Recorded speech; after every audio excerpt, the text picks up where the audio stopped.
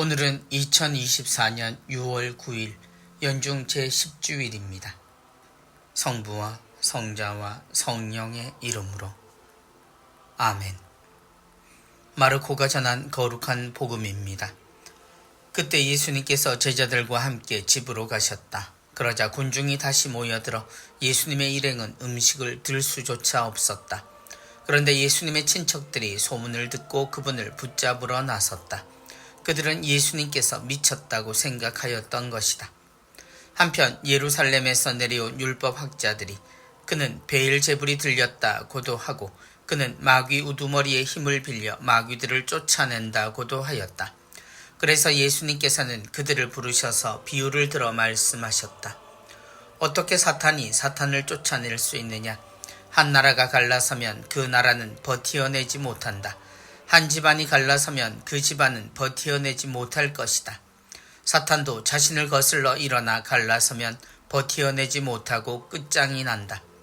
먼저 힘센 자를 묶어놓지 않고서는 아무도 그 힘센 자의 집에 들어가 재물을 털 수 없다. 묶어놓은 뒤에야 그 집을 털 수 있다.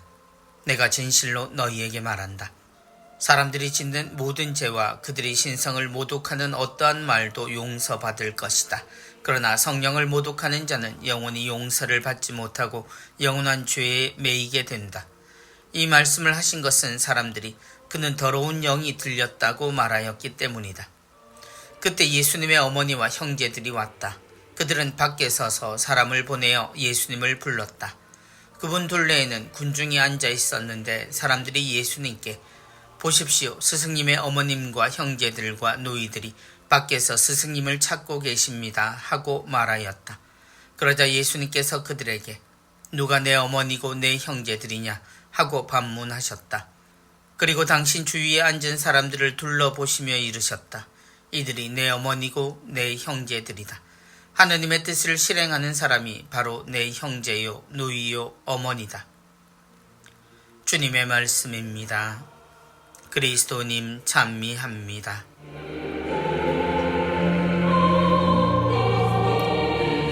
그는 베엘제불이 들렸다. 거룩함이라는 단어에 우리는 익숙합니다. 그런데 그 익숙한 단어가 우리의 삶에 묻는 경우는 참 드뭅니다. 거룩함은 우리의 목표가 될 수는 있어도 누구도 쉽게 거룩하다라는 말을 자신 혹은 누군가에게 연결시키기에는 힘이 듭니다. 그 거룩함은 하느님의 영역이라고 생각하기 때문입니다. 우리는 그래서 이 단어를 소중하게 여기고 모두가 향하는 잡히지 않는 가치처럼 대하기도 합니다. 그런데 이런 태도는 가끔 그리고 자주 우리에게서 하느님을 멀게 느끼게 하는 이유가 되기도 합니다. 누구도 쉽게 인정할 수 없게 되는 가치는 그 사이에 끼어든 미움으로 예상밖의 불행한 일들도 일으킵니다. 예수님의 친척들이 소문을 듣고 그분을 붙잡으러 나섰다.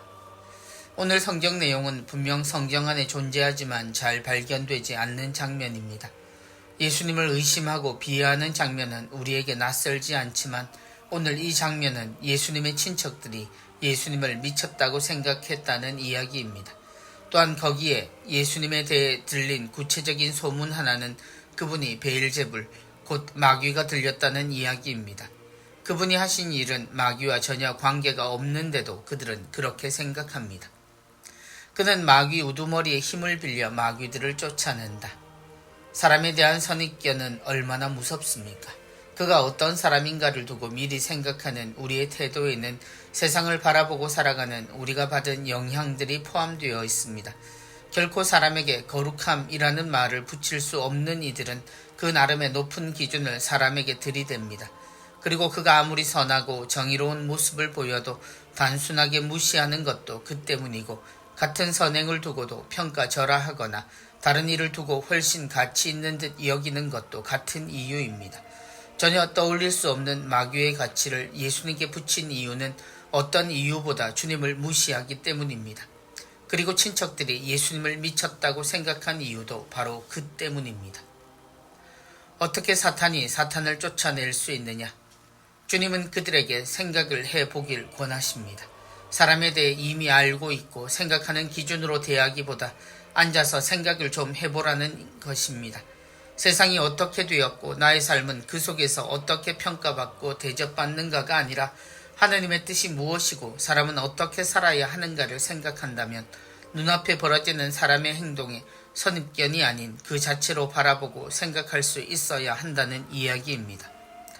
어떤 사람들은 믿음이나 종교가 현실과 구별되는 가치로 여기기도 합니다. 삶의 위안이나 방편 혹은 정반대로 그 속에서 현실을 극복하거나 부정하는 수단으로 여기기도 합니다. 오늘 우리가 본 사람들도 별반 다르지 않습니다. 하느님을 믿는다 말하지만 자신들이 인정할 수 있는 것만 인정하고 자신들을 지배하는 정신은 결국 하느님이 아니라는 것을 스스로 인정하는 것입니다. 성부와 성자와 성령의 이름으로 아멘.